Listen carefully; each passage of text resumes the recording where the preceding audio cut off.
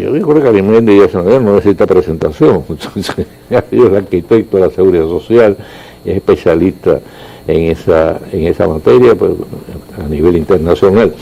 Estaba de viaje, así que me alegro de tenerlo por acá otra vez. No había Muchas gracias, don Mario.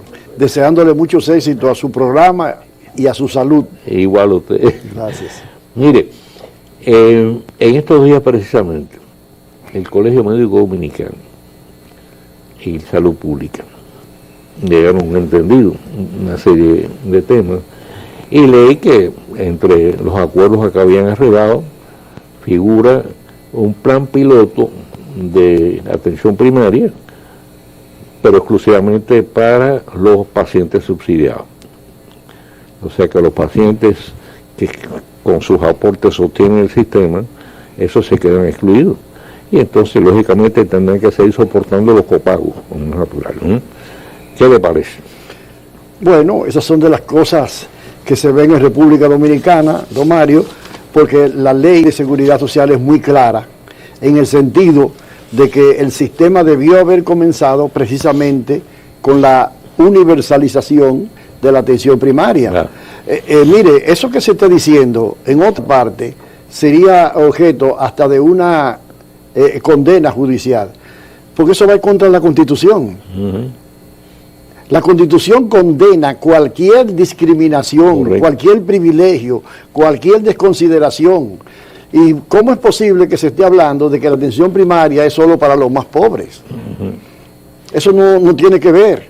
Además de que la ley de seguridad social no establece ninguna diferencia. Claro. O sea que en República Dominicana ni siquiera en materia de salud somos iguales, don Mario. Bueno, usted sabe que lamentablemente, la salud para algunos sectores, para algunos segmentos, pues realmente más que un servicio social, es sencillamente un instrumento de lucro. Un negocio, exactamente. Un negocio. Sí. Ese es el punto, ¿no? Entonces, otra cosa, mire, creo que hay una diferencia fundamental, y me gustaría que usted lo explicara para que la gente lo entienda bien, entre lo que es sistema de atención primaria y centros de atención primaria. Sí. Ajá. Donde hay mucha diferencia, o diferencia es en cuanto a la atención primaria como tal, porque la ley establece un primer nivel de atención como puerta de entrada. Por ejemplo, don Mario, para que la gente lo entienda, si usted compra, por ejemplo, un carro usado, ¿qué es lo primero que usted hace antes de comprarlo? Usted busca un mecánico con experiencia, claro, y le dice que lo revise. Pero usted no busca un mecánico para revisar la parte eléctrica, otro mecánico para revisar las gomas, otro mecánico para revisar el motor, sino que él le hace una revisión de conjunto. Eso es lo que hace la atención primaria. Cuando una persona se presenta allí por primera vez, se le hace un examen general de parte de un especialista que en muchos países se llama médico de familia, ¿verdad?, que tiene la experiencia como para poder detectar cualquier eventualidad, cualquier riesgo, como dicen los especialistas, de que usted pueda más adelante adolecer de algo. Y en ese examen no solo se toma en cuenta la situación del paciente, sino de la familia, porque hay enfermedades que son hereditarias, ¿verdad? Y además se toma en cuenta otro aspecto muy importante, que es el contexto socioeconómico. ¿Cuál es el nivel de ingreso? ¿En qué condiciones vive? ¿En qué barrio? ¿Me explico? Y hasta el nivel de educación, porque eso tiene que ver con la higiene, con el manejo de los alimentos, etcétera, etcétera. O sea, todos los factores que la ciencia médica moderna determina que son influyentes en la condición de salud de la persona. Entonces, esas personas se califican. Hay algunas que no tienen ningún tipo de problema y no se visualiza problema por ahora. Esos son casos. Hay otras que por su antecedente, por su quizás constitución física y algunos síntomas, requieren de una atención, por ejemplo, para evitar un infarto. Entonces se le informa a esa persona y se le da un tratamiento y se le da un seguimiento cada 2 meses, cada 3 meses. Preventivo. Exactamente. Hay otras que ya tienen problemas de salud, pero que están en un proceso, digamos, de mantenimiento. Entonces a esas se les crean especie de grupos de salud que comparten sus experiencias para tratar de controlar ese problema. Generalmente esos son, por ejemplo, personas que pasan por una intervención quirúrgica y necesitan un proceso de rehabilitación, por decirlo así. O sea, como usted ve, se está tratando a la persona como un ser humano, no por pedazos con órganos y mucho menos, sino por conjunto. Ahora, cuando un médico de eso entiende que hay un riesgo, por ejemplo, de cardiológico, entonces lo envía a un especialista para que con tiempo lo examine profundamente y entonces decida si hacer un tratamiento, si hacer una intervención, etcétera, etcétera. Ahí pasa al segundo nivel, entonces. Pasa al segundo nivel. Y ese del segundo nivel puede llevarlo al tercer nivel. El segundo nivel es ambulatorio, pero ya curativo. Correcto. El tercer nivel es, o ya sea que lo internen a usted porque tiene un problema de salud, aunque no tenga una intervención, o ya sea quirúrgico. Bueno, en cualquiera de los casos, cuando esa persona rebasa esa situación, lo refiere nuevamente al médico primario, con una serie de instrucciones. Además de que el médico primario ya se la sabe. Por ejemplo, una persona que le acaban de operar y ponerle un trasplante marcapaso, tiene que tener un ritmo de vida, una atención, etcétera. Entonces, en la atención primaria hay que le dan seguimiento a eso. Y es que lo van aconsejando para evitar que haya algún problema o que ese problema retorne. Entonces, ahí Méndez, pero una pregunta, porque entonces el médico de atención primaria tiene que ser un especialista muy calificado, ¿no? Exactamente. Porque hace algún tiempo, leí y a mí me espantó, hicieron parece que un examen de médicos y entonces hay un grupo que no aprobó. Y a alguien ahí se le ocurrió, no sé si fue de salud pública, decir, bueno, que esos debían haberlos mandado para la atención primaria. Imagínese usted, una persona. Eso es una aberración, don Mario. Es que en este país no se buscan soluciones. Sí. Lo que se buscan son acuerdos. Sí. Eso es igual que el hecho de que salud pública pretenda enviar a médicos pasantes a las unidades de atención primaria. Es todo lo contrario. Claro. Porque usted no necesita una persona que va por 6 meses. Imagínese, por ejemplo, en la zona rural o zonas apartadas, que manda a un muchacho de clase media que esté estudiando medicina y que tiene que hacer una pasantía. Ese muchacho por la influencia va 2 o 3 veces a la semana, 3 o 4 horas. ¿Qué atención primaria estamos hablando? No. No se integra con la comunidad. Ahora, definitivamente, don Mario, la atención primaria no solo es recomendada por la Oficina Panamericana de la Salud y la Organización Mundial de la Salud, sino además la requieren los países organizados en donde los recursos humanos son la principal fuente de la riqueza. Claro.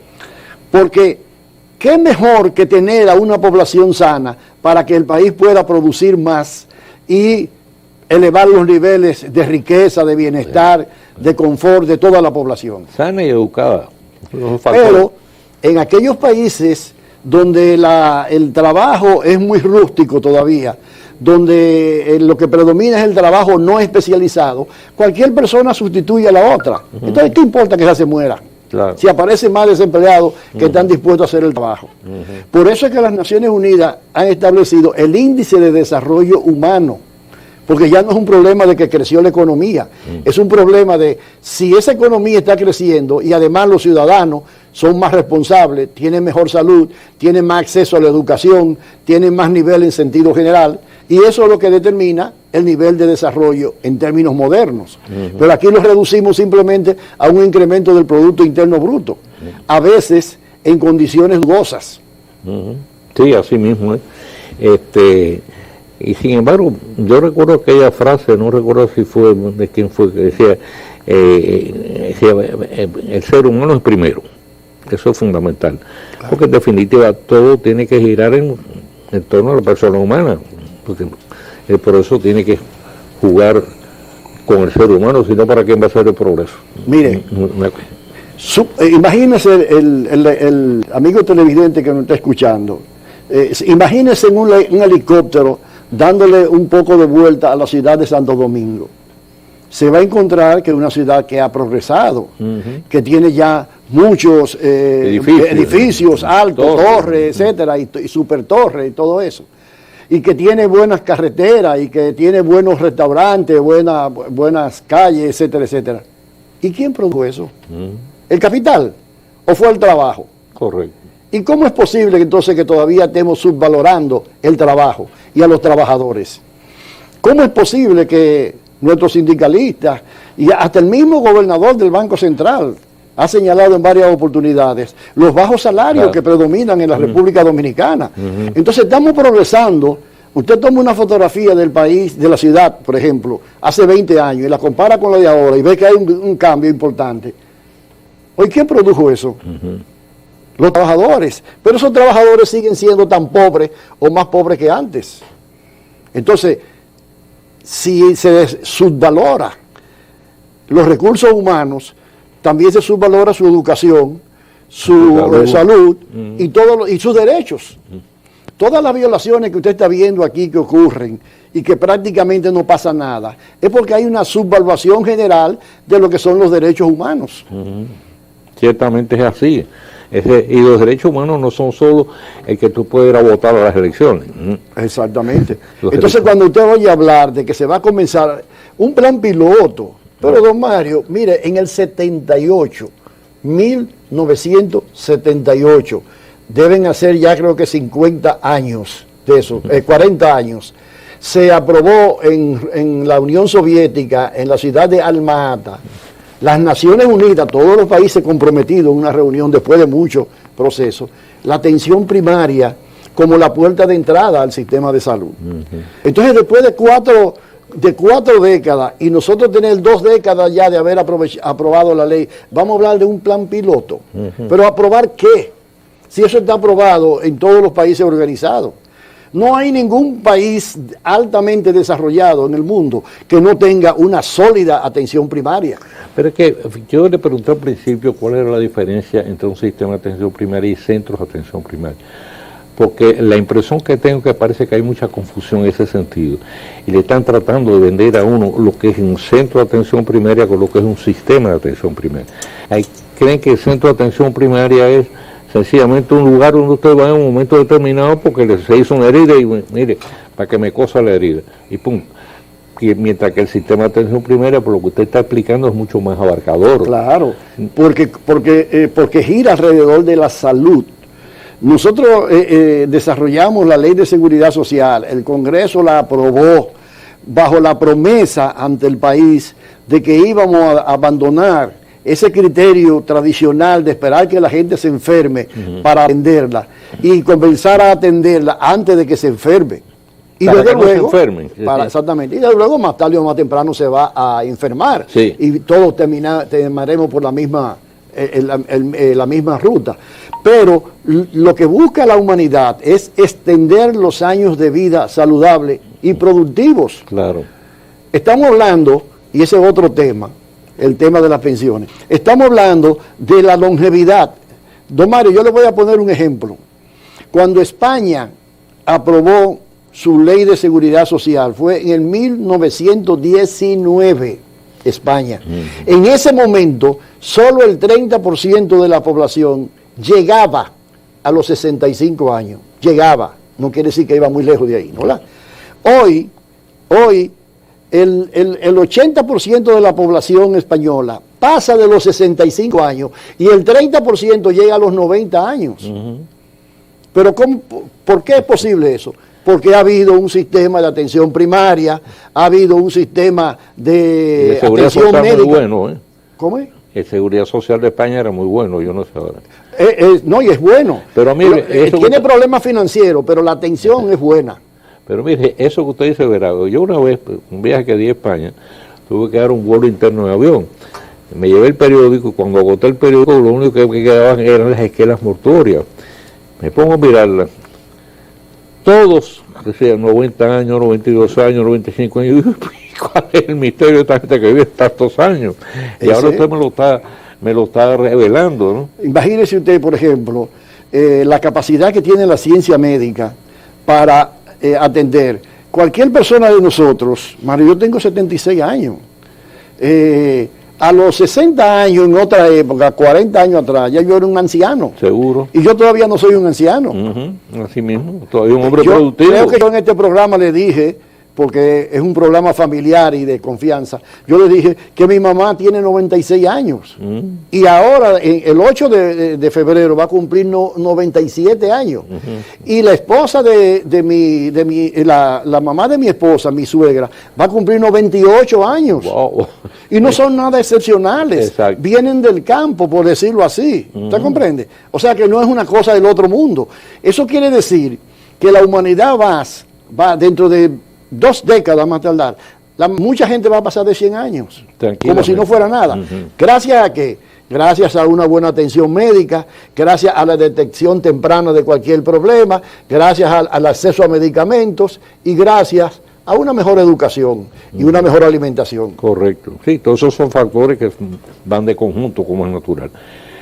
Pero bueno, lo importante en esto es que la gente entienda que no es lo mismo sencillamente un centro de atención primaria entendido como un lugar de emergencia donde voy un momentico porque me hizo una herida, a lo que es un sistema de atención primaria. Eso es, como usted dice, un sistema, es una filosofía, es un nuevo enfoque. Vamos a curar a la gente, atender a la gente antes de que se complique, bajo la consigna de más vale precaver que tener que remediar. Claro. Y eso es bonito, don Mario. Yo he visitado aquí en muchos países de América Latina eso, y usted va a un centro de eso y tienen a veces hasta un mapa de la zona que le corresponde, vamos a suponer, y tienen, vamos a suponer, en rojo, allá en las calles y dan las cosas, ¿no? Y está en rojo las personas que tienen problemas cardíacos, está en azul las personas que tienen problemas de diabetes, esas cosas, están los demás que no tienen nada. Y entonces hay un equipo de gente, incluyendo los visitadores, los paramédicos. No, sí, exactamente, los visitadores médicos, los auxiliares de cosas, que van a visitar a esas personas cuando no vienen a atenderlo. O sea que le dan seguimiento. O sea que le dan seguimiento. ¿Pero por qué? ¿Qué quiere decir eso? Que esa persona es importante, que es un ciudadano con derechos. Correcto. Y que el país se está preocupando por él. Porque puede ser que por alguna razón u otra la persona se descuide. Correcto. Entonces si se descuida, hay que llamarla, hay que perseguirla, hay que buscarla, hay que orientarla. Pero aquí no, aquí dejamos que la gente a la buena de Dios vaya. Y no es solo eso, sino que desgraciadamente, y eso no lo dice usted, no lo digo yo nada más, lo dicen los propios médicos, lo dice la opinión pública, cada vez se demuestra que los centros de salud pública son muy lamentables, don Mario. Eso no mejora. No importa que usted le construya el edificio más fastuoso, que le compre los mejores equipos, etcétera. Si no hay una motivación del personal, si no hay un compromiso, la población no valora eso. ¿Cómo es posible que en el siglo XXI todavía la oferta pública de República Dominicana, que es la única de América Latina, sea de 8 de la mañana a 12 del día nada más? Oiga, eso. Así que cuando los problemas de salud no tienen hora. Usted tiene que formarse dentro de esas 4 horas. Es una cosa increíble. O sea, que le han parcelado a usted la enfermedad, se la han ubicado dentro de ese espacio. Si usted no se enferma en esas 4 horas, olvídese de las próximas 20 horas. No, que va a caer en manos de un practicante o quién sabe de qué cosa. Bueno. ¿Usted comprende? Tengo experiencia, yo se le conté fuera de cámara. No, yo tengo también, yo no la cuento, porque después piensa la gente como que uno habla así por problemas personales, familiares y esas cosas. No, es un descuido total, don Mario. Yo conozco una persona que estaba siendo atendida en el IDCS, cuyos hijos eran de gente reconocida. Y los mismos médicos le dijeron, mire, ahí viene el fin de semana, yo le recomiendo a usted que lo saque de aquí y lo lleve a una clínica privada, porque en el fin de semana nadie lo va a atender. Ese es el Estado. Y eso es lo que pretendemos. Y déjeme decirle que eso que ocurrió hace como 30 años, ahora no ha cambiado mucho. A pesar de la ley de seguridad social. Son los mismos temas recurrentes, las mismas situaciones, los mismos problemas sin solución. Es que es un sistema, don Mario, que fue concebido para los médicos, comenzando por el horario. Y terminando, porque la asignación de los recursos es en función de la oferta, no de la demanda. Correcto. Usted tiene aquí un hospital y tiene otro hospital aquí. Vamos a suponer que los dos tienen la misma población a su cargo y que tienen el mismo presupuesto. Este hospital lo dirige don Mario, que logró un liderazgo con los médicos y han logrado comenzar a resolver problemas y se corre la voz de que ahí resuelven, atienden y que no se pierde tiempo. ¿Qué ocurre? Que mucha gente de aquí, que no resuelve el asunto, va para acá. Pero el presupuesto sigue siendo el mismo. Claro. O sea que a esto le sobra dinero porque hay menos demanda y a estos están atosigados porque no tienen suficiente dinero para atender el mayor consumo de medicamentos, el mayor consumo de sábanas, de colchones, de todo lo que usted quiera. En estos días, no sé si usted leyó la información, hubo una denuncia de los propios médicos del Hospital Calvente. Bien, lo intervinieron. Ahí fue Chanel Rosa Chupán y confirmó, oiga, que había 50 personas cobrando sin trabajar. 50 personas cobrando sin trabajar. ¿Por qué? Porque en la zona esa, ahí a un dirigente político había que nombrarle personal, pero para cobrar sin trabajar, 50 botellas. Y entonces faltaban, lógicamente, pues, toda una serie de medicamentos. Los más esenciales. Y muchas veces antes tomaban la llamada cuota de recuperación sí, para nombrar gente y para asignarse los recursos. Otra queja que yo he escuchado directamente de médicos que aprecio mucho y que yo sé que no me están mintiendo, es que usted sabe que el SENASA le paga a los diferentes centros públicos una cantidad por atender a los pacientes del subsidiado. Correcto. ¿Verdad? Bueno, pues ese dinero llega y parece que no hay una buena política en ese sentido y el director del hospital lo distribuye a su manera. Y le estoy diciendo, un médico cirujano que se ponía él de ejemplo, que él recibía menos que la secretaria de ese director. Está bueno. Entonces, ¿cuál es el incentivo que puede tener un médico que se dedique de manera eficiente a atender a la población si después resulta que la secretaria, porque parece que era muy bonita y muy en llave del director, recibe más dinero que ese médico cirujano? Y así, eso que usted está diciendo de que hay que, no, en todos los hospitales hay más gente nombrada que la que se necesita. Exacto. En todos. Así mismo. Y así se diluye el presupuesto escaso que recibe salud pública. Así mismo es. Don Arismendi, usted tiene que volver, ¿sabe? Porque tenemos este tema para muchísimo. Bueno, la seguridad social, permanente. La salud, el sistema de atención primaria, ciertos intentos parece que hay de revivir el Instituto Dominicano de Seguro Social, que fue una sentina, una fragua de todo tipo de corrupción. Así que ya usted sabe. Claro. Mire, yo vengo a esta hora, don Mario, por tratarse de usted y del tema. Pero de donde yo vivo, que es al lado de Plaza Central, aquí, me toma más de una hora, a esta hora, venir aquí. Y lo estoy diciendo para que los amigos sepan que esto es en vivo. Voy a ver si la próxima vez que grabamos de día. Y así no tiene usted ese problema. Sí. Vamos a hacer la pausa y regresamos con el tiro rápido de este día.